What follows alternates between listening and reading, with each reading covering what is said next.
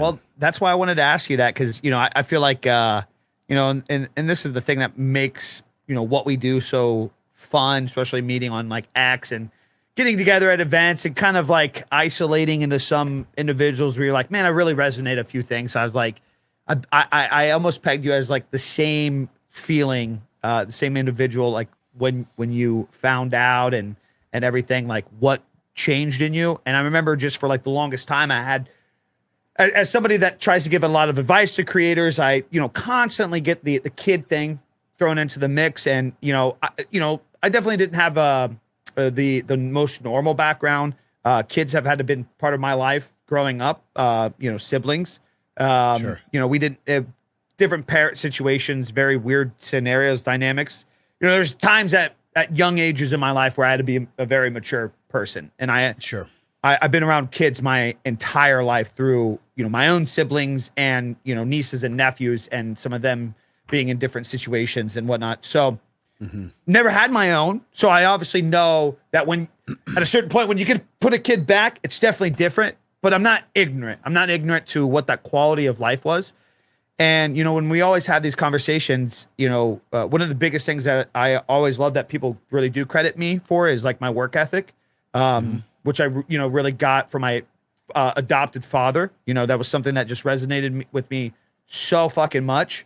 So I take a lot of pride in that. And I always have these conversations, and I'm like, obviously I don't know what's going to happen when the kid's here, but I can tell you right now, if I work this hard now, boy, you give me a reason outside of myself and Megan to work hard. Oh my God. Like, what is the potential? And maybe it's nuclear fission. Dude, maybe. it's like a lot of people have been asking, and it's like, maybe it's cynical, but I'm just like, dude, there's a whole new, level of just like, I'm going to make my shit fucking work. And in some aspect of the sense, like, I don't even care. Right. It's not even, so you think I'm cool, cleaning up the channel and going down the direction where I'm like, look, I can fucking farm this content.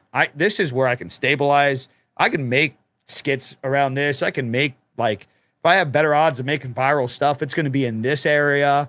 And I could probably monetize it best. Everything is just switched. And it's just like, I'm so excited for him to actually be here. So it's even more like every day I get to see this actual thing where I'm just like, don't matter. Like, you don't want to go get that morning lift in and feel better. Probably should really reconsider that, because you got a living thing. Like, that's another thing. Getting all the blood work. Since we've gotten back from Texas, I'm 10 pounds down. I'm about to start my TRT next week. Pretty excited about that. And I'm just been all about like, dude, the biggest thing that scared me is I'm 34, and I'm like already like, dude, when my son's my age, I'm going to be 68. Fuck, dude. Like, I better start. 33. I was 33 when I had Jackson. Yeah. And I'm like, I better start getting in shape now, because I want to be the healthiest 68-year-old, because I want to be able to do things with my kid. I want to be able to fucking live my life with my child. And I want my biggest goal for me is I want my kids, when they're adults, to want to hang out with me.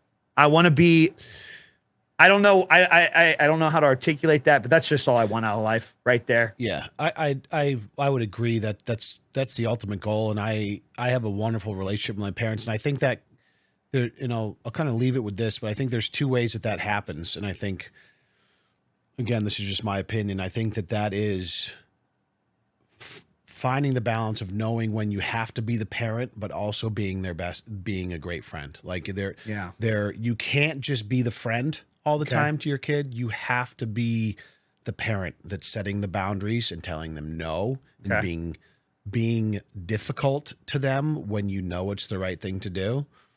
As tough as it probably is. Yeah. As tough as it probably is. And I know, and I say this as someone who's the parent of a 5.5, 6-year-old, like they go through their phases. I know it's going to get worse when he becomes 9, 10, 11, a teenager. It thinks he can kick your ass. Harder and harder.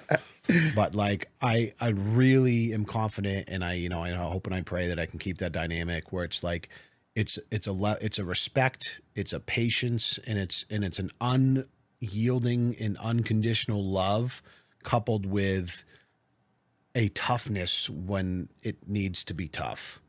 And I think, and that's the relationship I have with my parents is so wonderful because, you know, they gave me that freedom and the decency to kind of spread my wings and be who I was, but they also guided me and they were tough when they needed to be.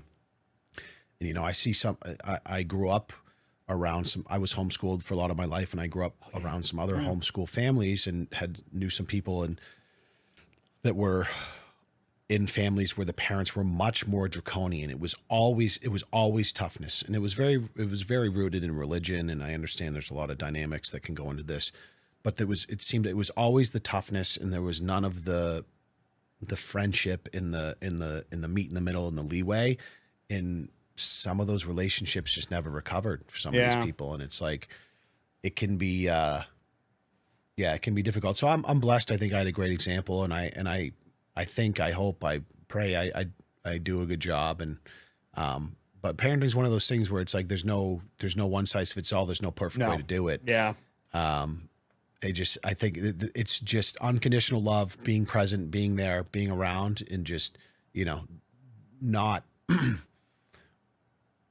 I think not letting, I mean, having a set of values that you think are important to yourself. They don't have to be rooted in religion, but just things that you think are the best qualities that make an adult human. You know, patience, respect, empathy, all of these things that, like, when you meet someone that you as an adult really resonate with, like, what are the qualities that person has that I really admire, and how can I not only adopt those qualities myself, but then instill those in my child, and what does that take?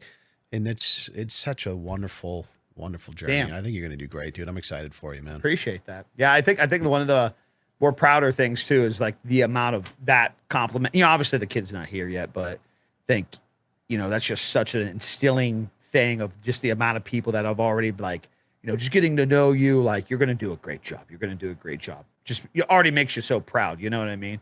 It just gives you a little bit of confidence until they're here screaming their head off. Always going to say that. Yeah, so I'll give you the tough love, which is Biggie. Don't fuck it up, bro. Okay. Oh God.